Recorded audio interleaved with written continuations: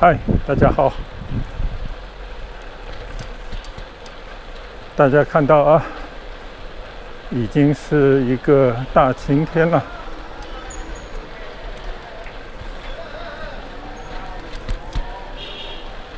今天呢，在家啊，已经做了其他的一些运动，已经达到了一个运动量了啊。所以每天呢，都有这样的一个自己给自己定的一个任务。锻炼身体呢，贵在坚持啊！不管你选用了一个什么样的方法，你每天都要给自己设定一个指标，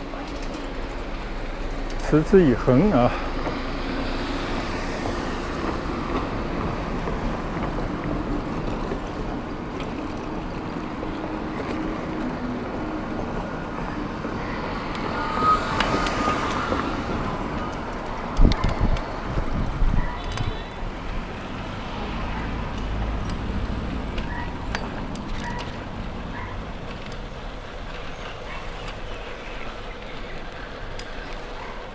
时间呢已经不早了，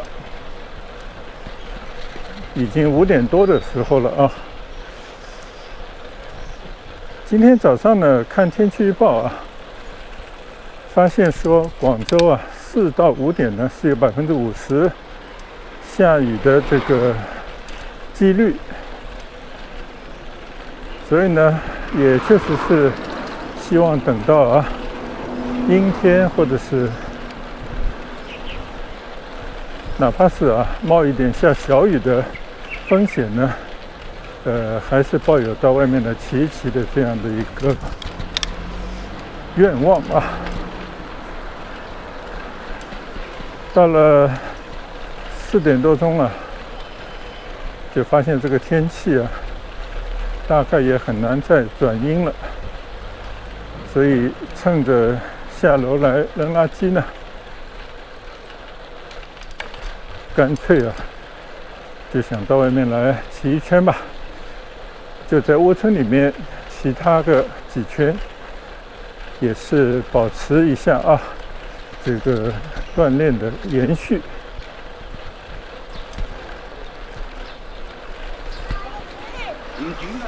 谁知道呢？突然看见啊，附近有一个窝村里面的核酸检测点在做核酸，但是呢，没有听到有任何的通知啊。最近做核酸啊，越来越低调了。原本呢是1个礼拜2次，雷打不动。自从有了这么一个上面的政策啊，说是做核酸的这个费用啊，再不可以从医保的基金里面出了。这个之后呢，就好像有一些降温。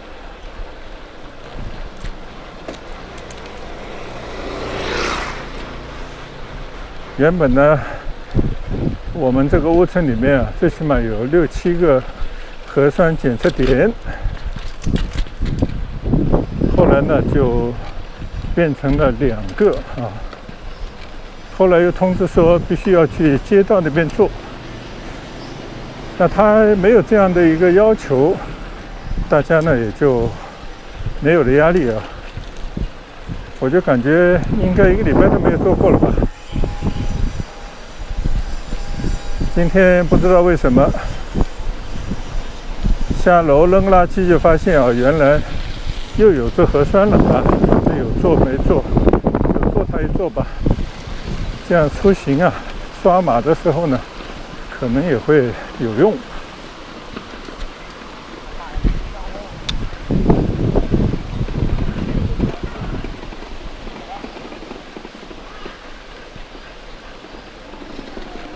所以刚刚呢，做完核酸啊，我还特地打开了我的胸前相机的镜头，短短的拍了几个镜头。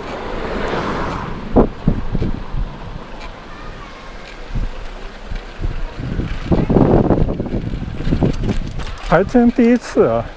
在做核酸的时候呢，拍一下做一个记录啊。其实也就是等到以后啊，希望再也不用做核酸的时候呢，也可以拿出来回味一下啊。这个曾经在广州大家全民做核酸的那个场景啊，当然今天没有几个人，就感觉啊，大家对这个都淡了啊，就没有太多像以前那么积极的人流非要做了。可能是这一两天以前啊，又听说广东省啊、深圳那边好像又有了一些散发的病例，估计跟这有关吧。不管怎么说，核酸检测啊，已经成了生活的一部分。这个2年多以来啊，而且变得越来越程序化，越来越标准化啊。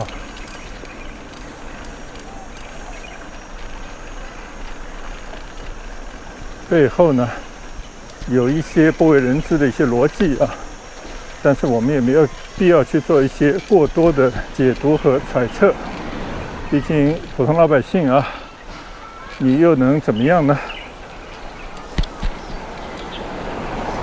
所以唯有呢，希望这个疫情啊早点过去，哪一天呢戛然而止。今天骑到湖边这边来啊，感觉这个天有点阴了啊，应该不至于太阳要下山了吧？因为现在才5点多钟而已啊。前几天在骑行的时候呢，也跟大家分享了，我有亲戚啊，他的孩子呢今年参加了高考，原本说呢大概6月25号可以发榜了，今天呢其实才应该是23号吧，就已经收到了这个亲戚的联系啊，他也知道我们也跟他一样，也是希望说高考啊这个结果到底如何，也曾经为他孩子啊捏过一把汗，也对他们这个那么多年来为了孩子过这个独木桥能够走下来啊，其实也是一直有些牵挂牵记着。所以呢，他今天也是第一时间把他已经查到的他儿子高考成绩跟我们做了一个分享。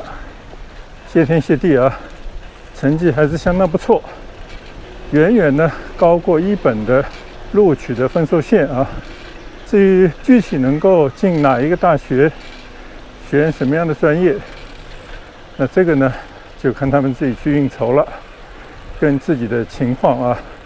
还有更细微的这些各个学校的录取分数来对照，可能也得跟孩子来做更多的商量，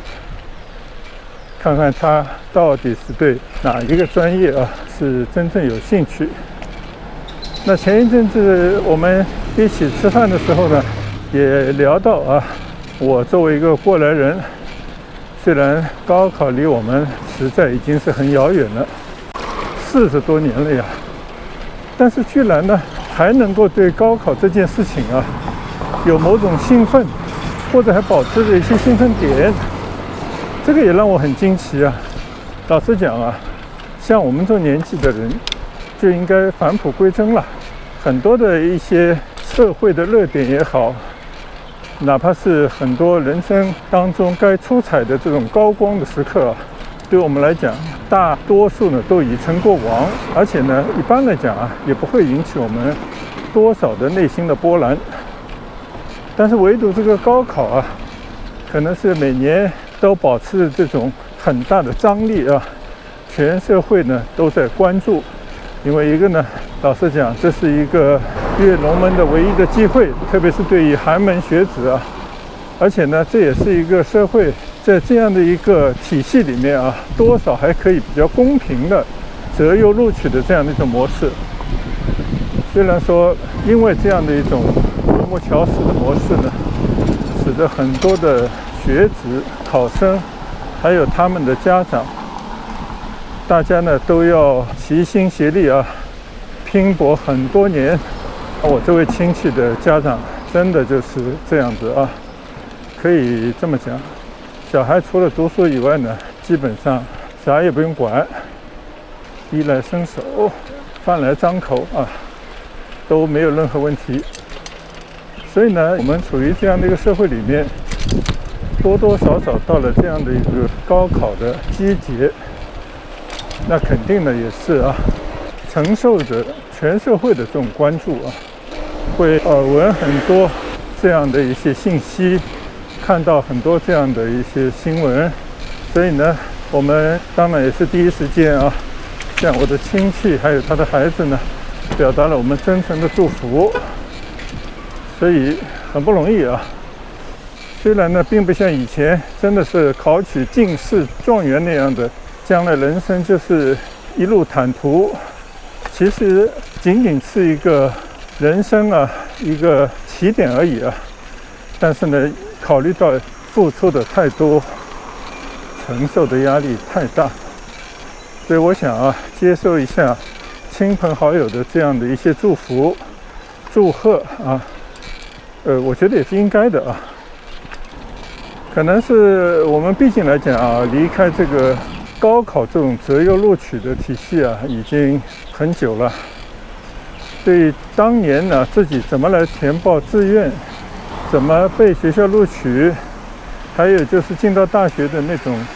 一片茫然，同时又非常兴奋的这样的这种心情啊，现在基本上已经记忆不清了，残留这些印象而已啊。高考制度呢，这个几十年是没有任何的太多的变化，但是呢，学校的很多的一些专业方面的一些术语，我们已经有些搞不清楚了。比方说，现在最好的学校是985，下一档的也是比较好的学校呢是211。我们对这个具体的含义啊，已经搞不清楚。但是呢，有时候也听亲戚在讲啊。985呢，可能就是那些清华北大类的啊，或者各个大的省市啊，都会有那么一两家、几家有达到这样的一个水准。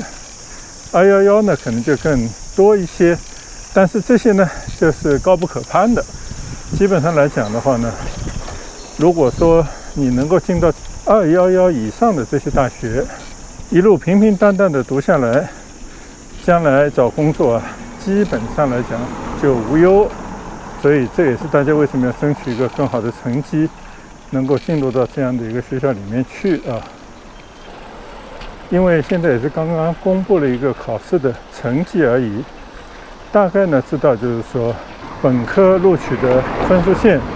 每个省市自治区可能还有些不同，那我们也就看到了这样的一个分数线而已。至于说那些大学各自的录取的分数线，各个专业的录取分数线呢，其实我们都没有看到啊，可能还要再等一等，各个大学才会公布这样的一个分数线，才能够去为孩子填报志愿、选择专业。但不管怎么说呢，现在这样的高考还是比我们那个时候要合理很多。因为它毕竟是考完知道成绩以后，自己可以去对应啊。第一，你够没够大学的录取分数线，然后呢，你还要看各个大学啊，不同级别的学校、不同的专业，它也有它自己的一个录取的一个线啊。如果说你能够达到你心仪的这个学校、这个专业的录取分数线的话呢，那相对来讲啊，就会比较稳阵。所以呢，一切还都是比较符合实际的这么一种安排，不像我们当年啊，高考还没有考的时候，已经把志愿都填完了，这完全就是盲填的啊。这个呢，确实已经早就改过来了。对于亲戚的孩子啊，到底要报什么样的志愿？那我们呢，因为毕竟来讲跟这些孩子沟通比较少啊，真的也不方便啊，或者说也不能给予一些具体的这样的一种建议啊。尤其像我做医生的人，就特别的这方面比较谨慎，以免呢误导视听，反而让别人呢有些混乱啊。但是呢，作为一个过来人，在这个社会上啊，已经走完了大半生的人吧，我们也会观察这个社会哪一些职业会对社会比较有贡献，哪一些专业啊，它可能会比较持久。在这些高科技啊变化非常快的这个时代啊，怎么样能够让自己保持一个沉稳的内心，结合自己想读什么样的专业的一种志愿和喜好，同时呢，也是让自己将来啊，以某种专业知识呢，能够奉献社会，来获取价值啊。那我觉得说，这个有时候啊，还是要静下心来，自己去做一些思考。前些年呢，有很多有识之士啊，在这些网上啊，对这个未来啊，比方说10年、几十年啊，什么样的职业啊，有可能会被现今的这种科技社会淘汰？哪一些职业呢，还是可以一路的发挥它的作用？也就是说呢，并不是所有的职业啊，都会在高科技面前呢变得失去价值。其中呢，比方说我作为一个牙医啊，也曾经关注过这样的职业里面啊，最不容易被淘汰的，排到啊接近100位的，像牙医这样的职业啊。因为不管是什么年代，不管是科技如何的发达，人呢总是需要有人维护他们的健康，总是会生病，总是需要医生的治疗。特别像我们的牙齿啊，跟大家的美好生活息息相关。所以当时看了这样的一个结论呢，心里啊还感觉到自己，然后呢自己的孩子啊，也选择继承父业啊，这样的一个选择还算是正确的啊。但是呢，也有很多的一些以前红火过的一些专业呢，在高科技领域啊不断的发展的前提底下呢，慢慢的变得黯然失色。很多呢都被人工智能所替代，大概就是这样的一些预测吧。那我自己觉得呢，不管怎么样啊，有一些职业呢，它不会受这些太多的社会的变革所改变。刚刚也说到了，比方说医学的很多的领域啊，医生这个职业，特别是直接担负着治疗病人、解决问题的那些医生啊，应该不管多少年都不会失业。而且呢，理论上来讲啊，随着大家希望能够更长寿、更健康、更多的享受生活呢，医生这个行业应该还会水涨船高。另外一个呢，我觉得传统的啊，比方说像这些律师啊、会计师啊、专业的咨询师啊，这些能够给别人提供很多这种专业的帮忙的这些专业人士呢，总还是会有他们的价值体现的地方。大家可能在和平年代啊，是更需要这样的专业人士来帮忙，避免这些入坑，帮他们理财，让他们能够平稳的知道在每一个人生阶段呢，应该要怎么样去处理他们的社会关系、财务的规划等等啊。另外一个呢，就是某一些的科技产业啊，比方说下一波飞速会发展的一个呢，就是我们俗称的高科技啊，